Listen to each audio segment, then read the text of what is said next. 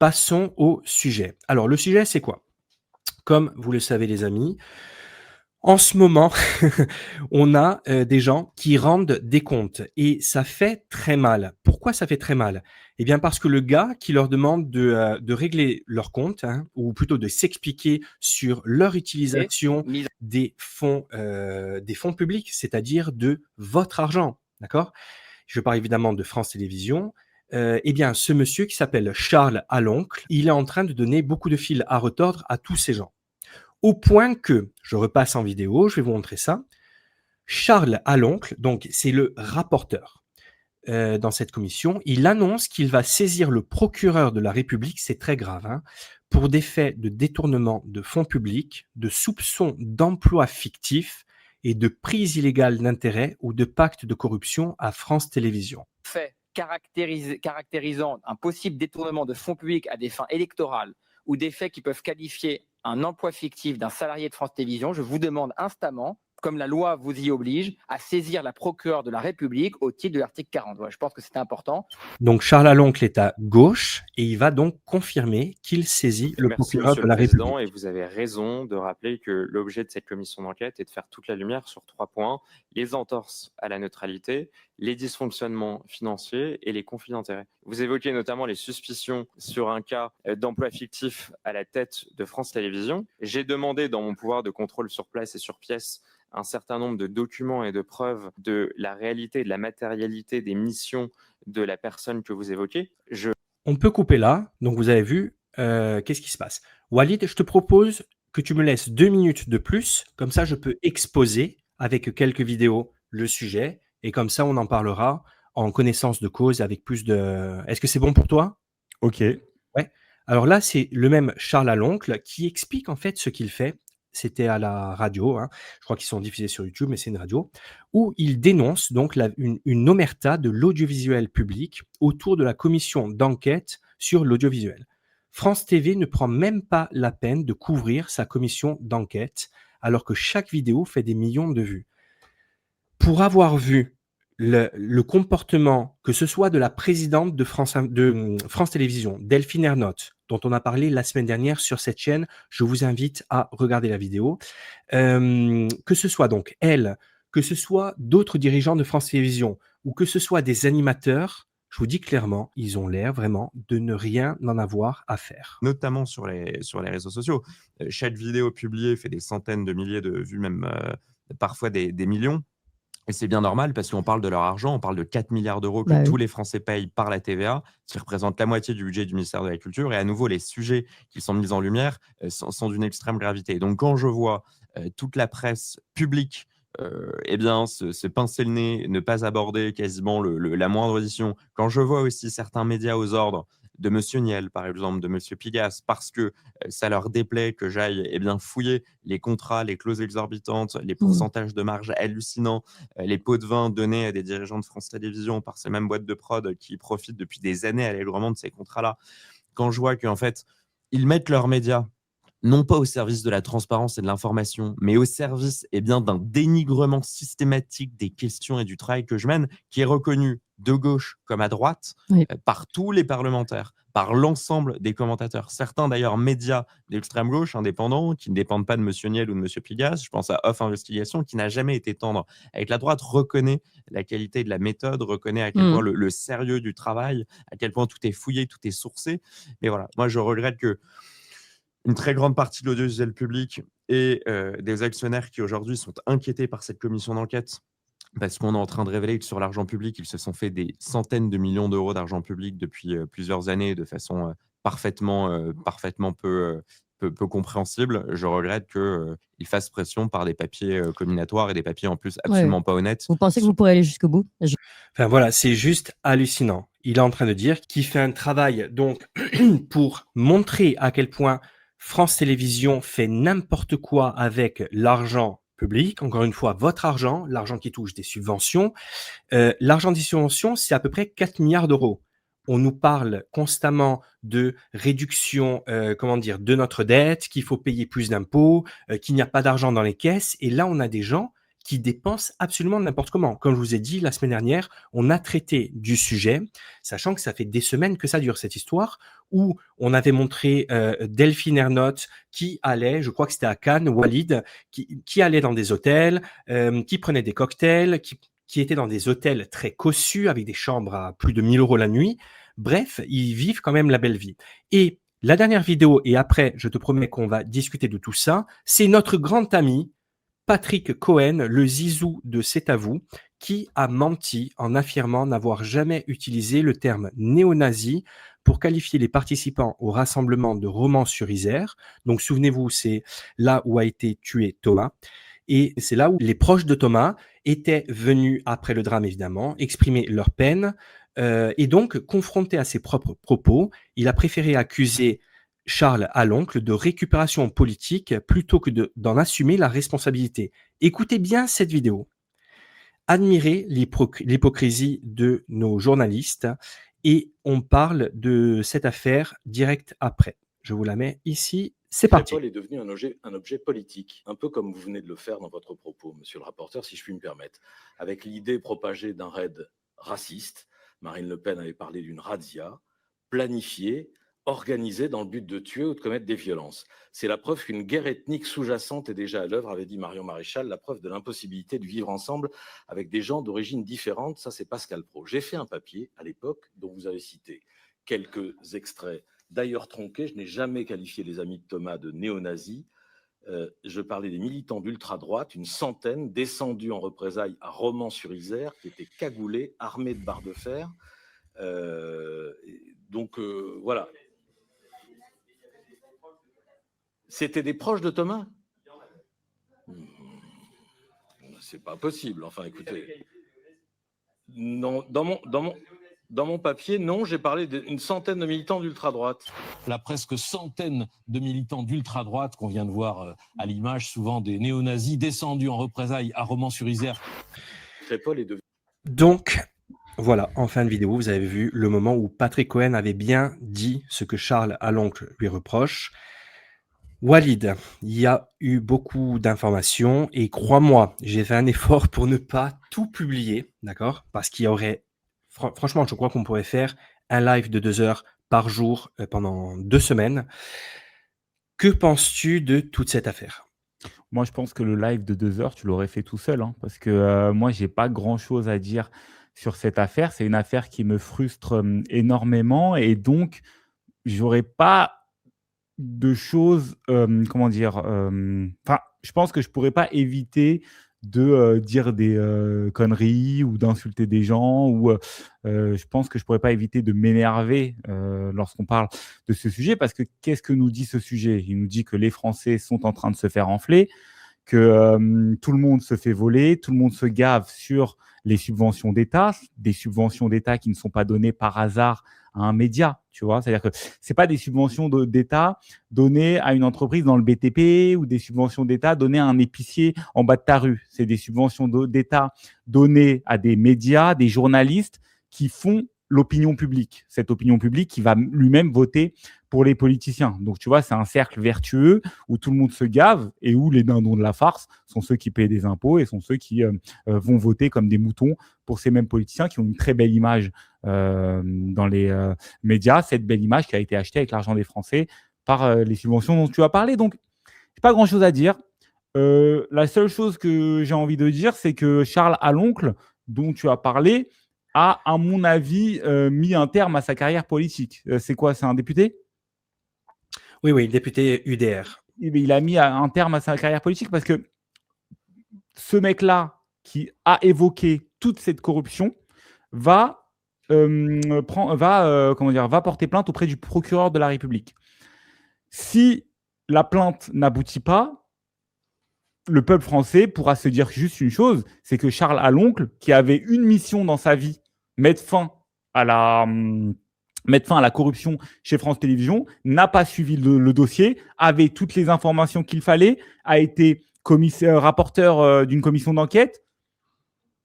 C'est bien qu'il se soit attaqué à ça, mais le problème, c'est que ça ne va découler sur rien. J'espère que les Français vont prendre ce sujet à bras-le-corps et faire en sorte qu'il arrive devant, qu'il arrive au centre du débat public, mais je suis même pas sûr. En fait, on va vite passer à autre chose. Tu sais, une information en chasse une autre. On est dans un pays corrompu.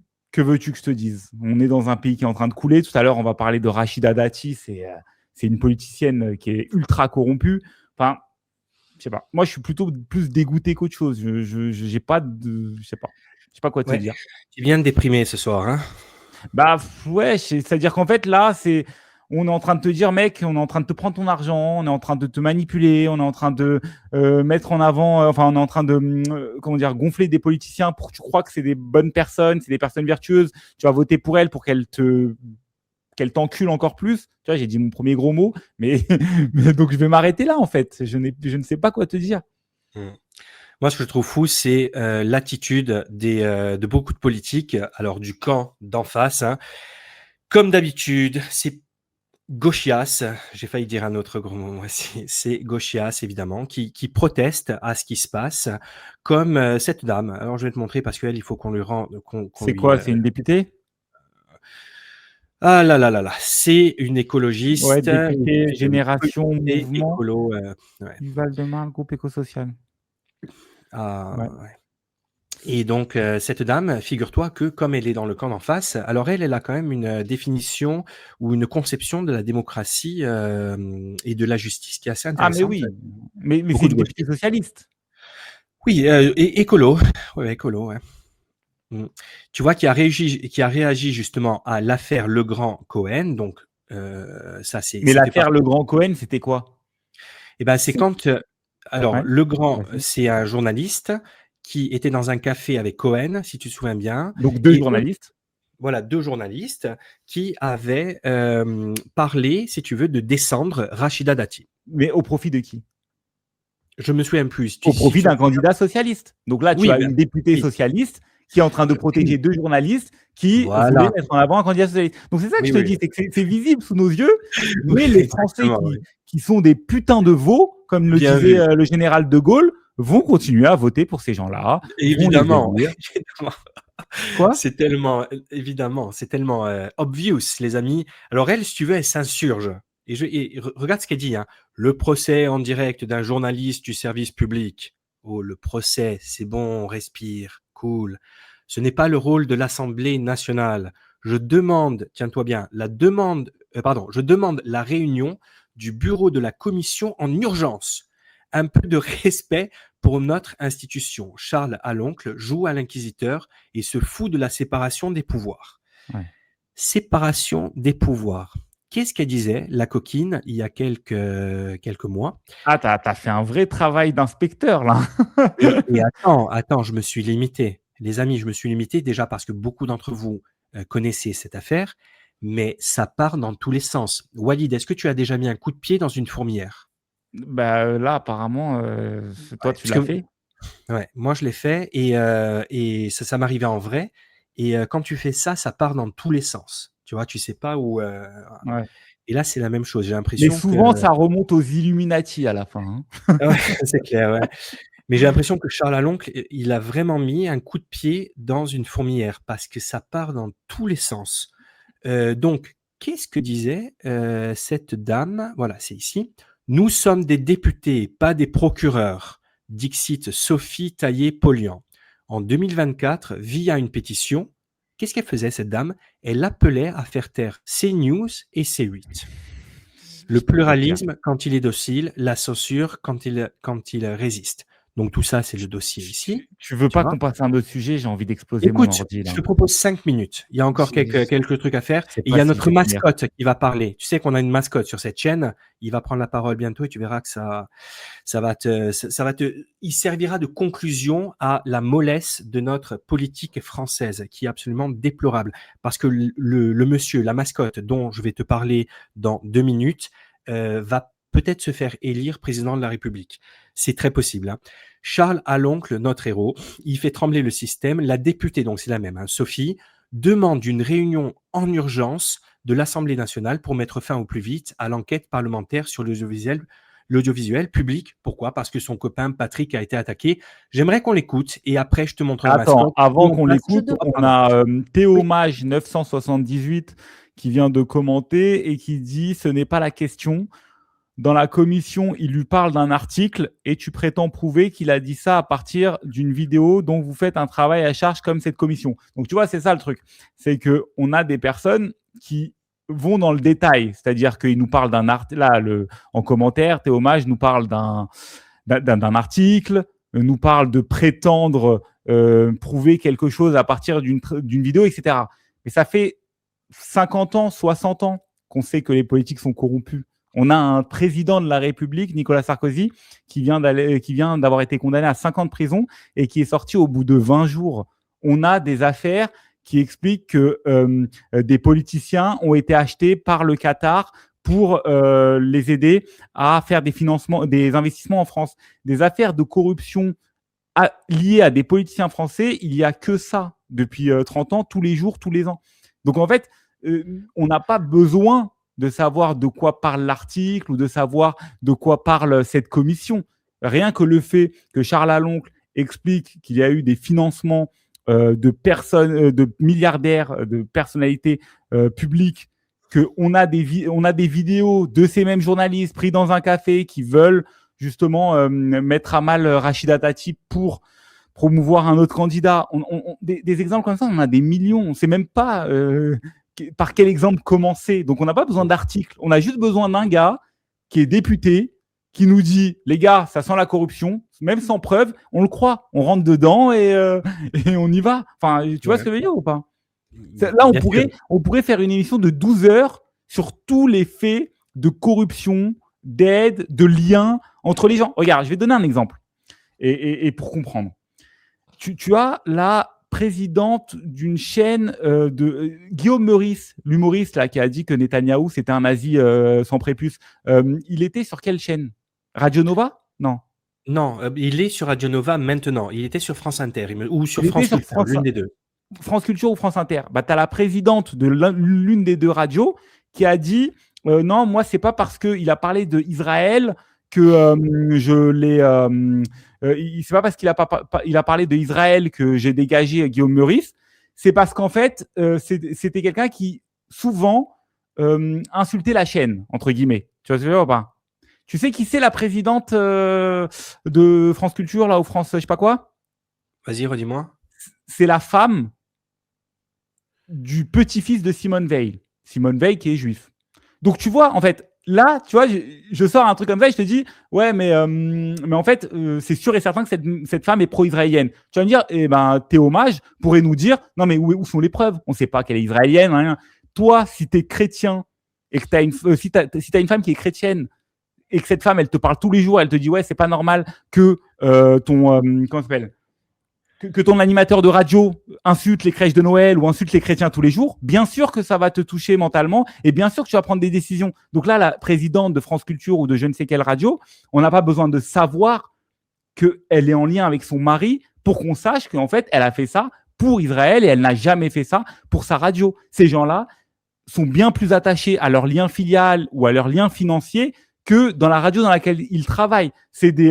comment on appelle ça?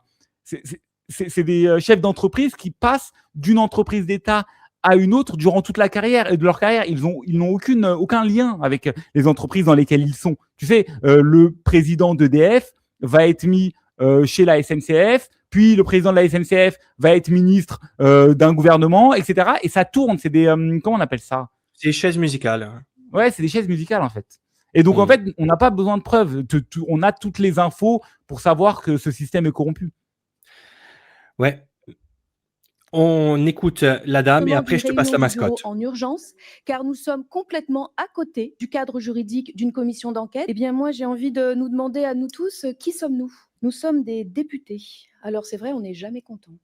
On n'est pas content de la façon dont M. Mélenchon est interviewé, pour certains. On n'est pas content de la façon dont M. Bardella est interviewé, pour d'autres. On n'est pas content quand un certain nombre de choses qu'on dit, et moi j'ai eu une fois l'occasion d'échanger avec M. Cohen, c'était au lendemain de la motion de rejet de la proposition de loi soutenue par Mme Dati. On a eu cet échange et M. Cohen, le lendemain, à l'antenne, a donné le point à Madame Dati en expliquant plutôt que c'est elle qui avait gagné cette manche. Je crois que non, hein. D'ailleurs, vous avez remarqué que cette loi n'a toujours pas été adoptée. Donc, on n'est pas content. Mais est-ce que ça nous donne le droit de faire, comme ce que nous faisons en ce moment, le procès de M. Cohen? Je ne crois pas. Je crois que nous sommes des députés, pas des procureurs. Je demande une réunion du bureau en urgence, car nous sommes complètement à côté du cadre juridique d'une commission d'enquête, à côté également du cadre posé par le rapporteur lui-même dans sa motion quand il a fait adopter cette commission d'enquête dans la commission culture. Nous sommes totalement hors du cadre, je le pense très sincèrement, et je demande une réunion de bureau en urgence entre les deux auditions pour en discuter. Je finis sur ma question, puisqu'il me reste 30 secondes. Si nous étions effectivement dans une commission d'enquête, non pas contre, mais sur l'audiovisuel public, je vous demanderais, Monsieur Cohen, vous qui avez eu la responsabilité de la matinale, de la première matinale de France pendant plusieurs années, comment fait-on pour gérer la question du pluralisme? Comment fait-on pour faire en sorte que les partis soient équilibrés, les opinions soient représentées pour garantir un débat à la fois vif mais apaisé?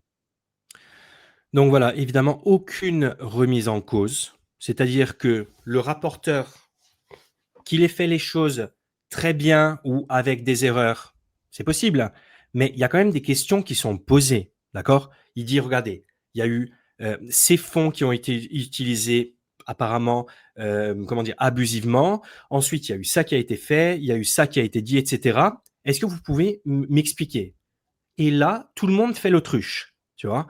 Et ça, c'est ce que je trouve absolument scandaleux dans toute cette histoire.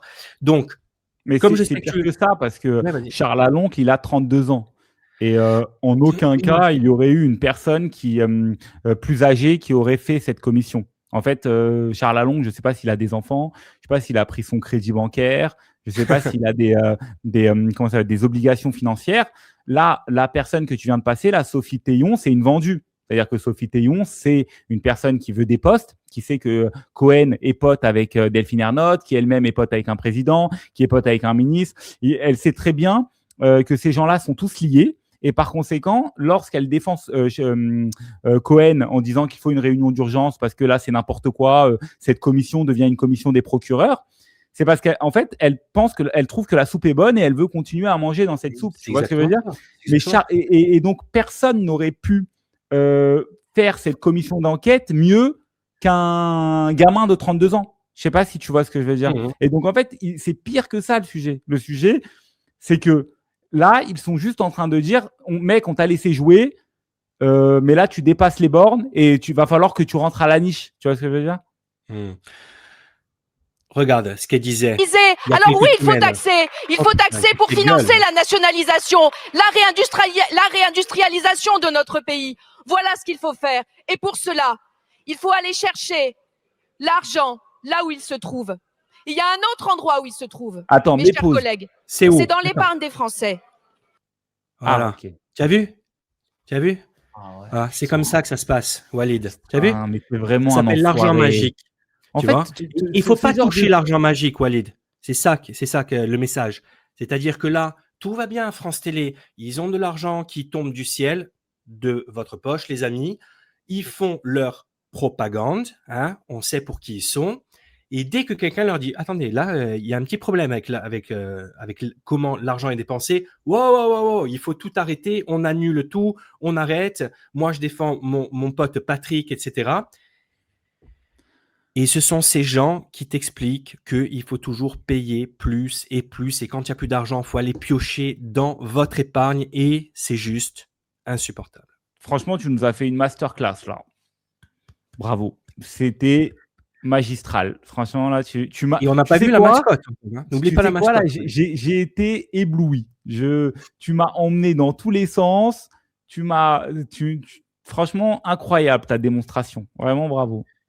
Celui qui a été vraiment. Tu as réussi à finir en mettant une putain de vidéo d'elle en train d'expliquer que il ne faut pas pointer du doigt un Cohen qui est payé dans tous les sens. Il est payé par France Télévisions, je crois, mais il est payé aussi par la boîte de production Media One qui elle-même prend de l'argent prend de l'argent des contribuables français, etc. Et à la fin, cette meuf-là qui dit qu'il faut protéger Cohen explique qu'en fait, les moutons de Français qui ont déjà payé pour France Télévisions vont continuer à payer avec leur épargne. Ça me fait un peu rappeler, les autoroutes. C'est-à-dire les autoroutes qui ont été payées avec l'argent des Français, puis qui sont données dans le privé, et puis tous les jours, on continue à repayer en prenant le péage dans les autoroutes. Non, c'est incroyable. Incroyable. Pour avoir une entreprise moi-même, j'ai des comptes à rendre à l'État. Et c'est pour ça que j'ai un comptable qui me coûte environ 10 000 € par an. C'est pas mal, hein. Bon, ça va, on s'en sort, mais c'est quand même pas mal, 10 000 €. Tout ça pour que nos comptes soient à l'équilibre. Quand je dis l'équilibre, c'est à 0. Tu vois? Là, l'argent est dépensé. 4 milliards, les amis. Il y a quelqu'un qui dit attendez. Excusez-moi hein, de vous déranger dans votre. Est-ce que vous pourriez quand même m'expliquer où part cet argent? Et là, c'est un scandale. Le scandale, pour moi, ce sont ces gens qui sont à la tête de notre pays. Et ça m'inquiète, Walid. Et donc, on va finir par la mascotte, notre chouchou, qui, écoute, il m'a vraiment. Je n'attends rien de lui. L'invité mystère, hein, tu sais pas de qui je parle. Tu te rappelles de la phrase de Dewey dans Malcolm? Tu regardais Malcolm? Non, je regardais pas, non. Il disait une phrase du style j'attendais rien, mais je suis quand même déçu.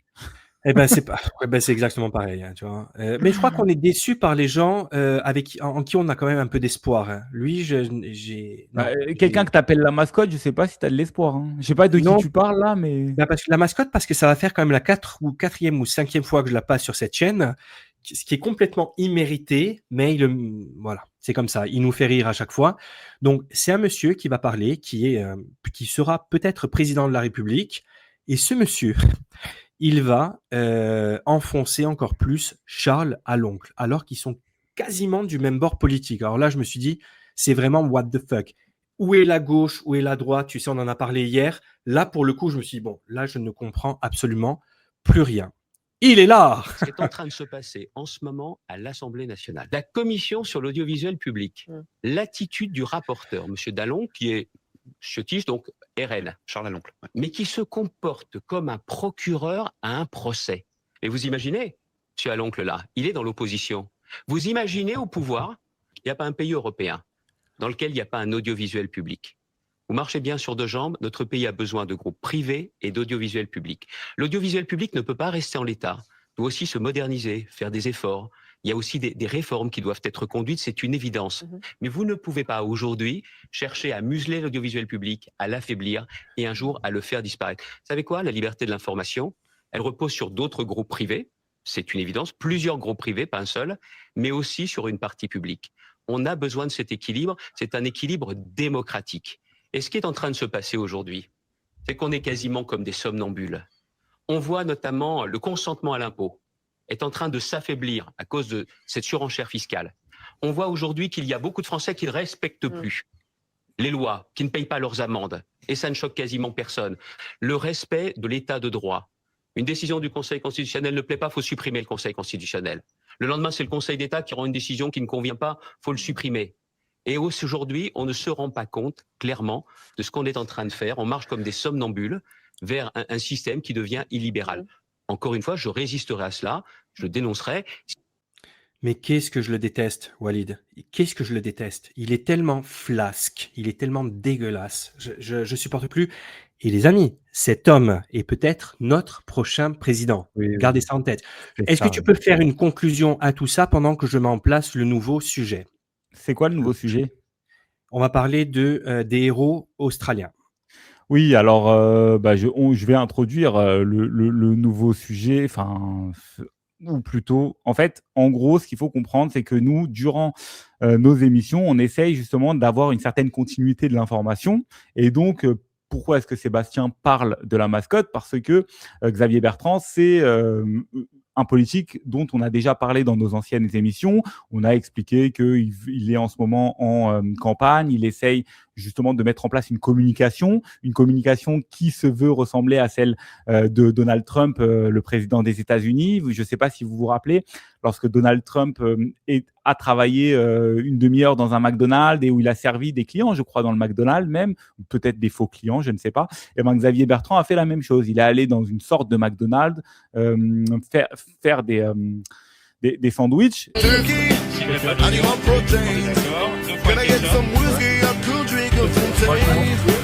Baby, I'm still hungry since this morning. I know cheese and cookies.